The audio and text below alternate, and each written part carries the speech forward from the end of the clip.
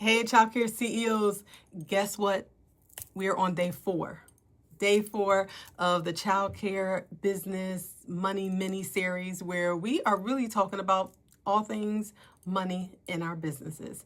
So today, we're actually going to talk about plugging those money leaks. I know a lot of times we're looking for more revenue. How can we get more money?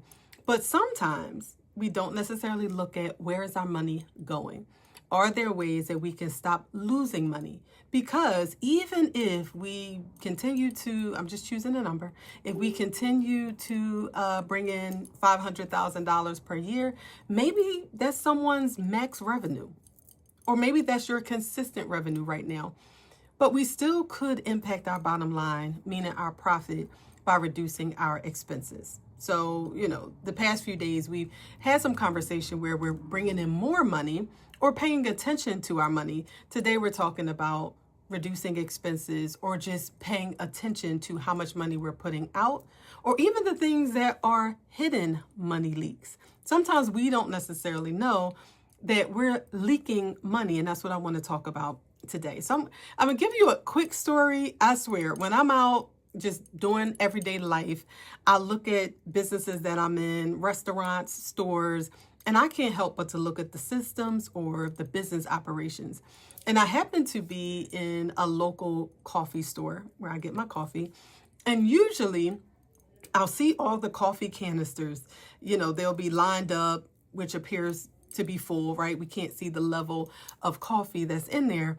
But I noticed this day that it probably was about 3 out of 7 canisters there. So there were empty coffee canisters. And all I'm thinking is, one, it's early in the morning, which I would assume is busy period.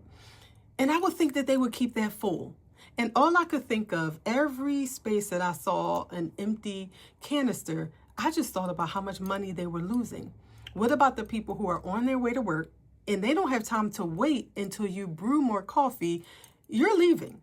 Now, I wasn't in a rush. I was on my CEO day and I was going to have my coffee. So I waited, but I also just continued to look at the system. So the woman was like, just one moment, it's almost done brewing, right? And all I could think of was, I wonder how often they are refreshing, especially during a busy period, right? Is it kind of like every half hour or every 20 minutes? Surely they have some type of insight, or I would think they have some insight as to how long on a busy morning this canister will last before I need to change it, so that I don't lose money, because we need the people to come in and have access to what they want to buy.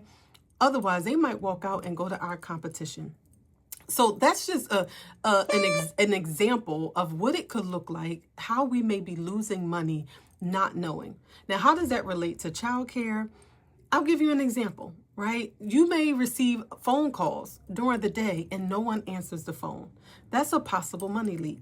What about a voicemail left? Now, I don't know about you. I'm not big on answering voicemails, but on the business side, that's different. So we have a system in place that kind of, honestly, we have a transfer system. They don't answer there, it's going to come here. But what if there's a voicemail left with an inquiry about enrollment? And what I found sometimes are families like, listen, I have to enroll today, tomorrow, because I start work next week, and they need someone now. Now, what about that voicemail? What about if that voicemail was left yesterday and no one has gotten back to them, and you check it 48 hours later, they already tore it somewhere else? That's lost potential money. And so those are examples of money leaks that we just may not be aware of. I'll give you a couple more examples. Listen, depending on who answers the phone, right? We all know that first impressions mean everything. And depending on how that phone was answered, or if they had the answer for you or not, and they're asking questions about your program, and it's kind of like, sorry, can you call back later? I know I tell my team, well, we don't say, I'll just call, can you call back later? Or we don't just give an application, because now they're walking out the door and we have no way of following up. Now, if someone who is in charge of enrollment is not available, we definitely need to take their name, telephone number, some more information, what's the age of your child? When are you looking to enroll? That way, when the person calls back promptly, we're talking same day, if possible, or as soon as possible. When they call back, they have an idea as to, well, we know if we have space in that age group, and we can call them back and say, absolutely, would you like to set up a tour today or tomorrow? I also know that there was a period where some of my team members were like, well, what days and times would we like to provide tours? I'm like, why can't we have a tour most times? I understand we can't always, but surely we want to make time, because that is a potential enrollment for someone needing care as soon as possible. So if we don't have those opportunities available, we could be losing opportunities. Now, that could be revenue. That also, I can speak to ways that, again, maybe a money leak, such as, I'm thinking payroll, right? We talked about that on day 3, how expensive that is. Now, a money leak is when you have staff who are on the clock, and maybe we have more staff than children.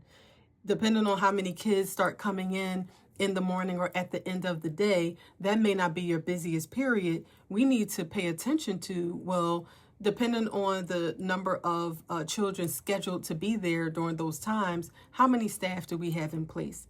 We want to make sure we're paying attention to child attendance and staff schedules, because we don't want to be overpaying, having staff coming in at a time where there's not really a demand. Or we have everyone closing when most children start leaving at 4 o'clock and the staff are scheduled until 6. That's an example of a money leak.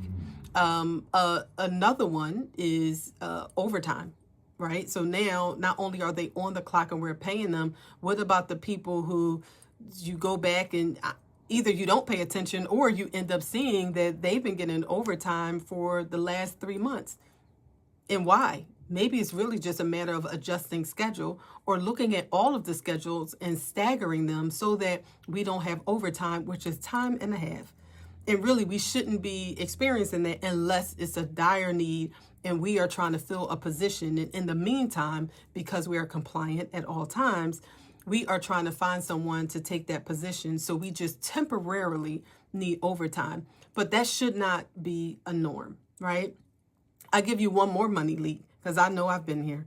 We have had, we purchase things or we subscribe, and we just have it on auto pay.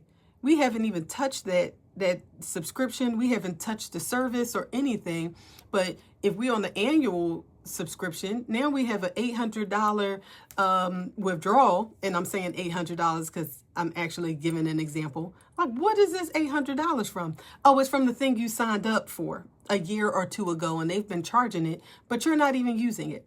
So now we have money going out, and we're not utilizing the service. So sometimes we can just comb through our subscriptions. What are we actually paying for? Pay attention to it and plug that leak by just making sure that we're not paying for something that's not in use, right? We don't have money to just throw away.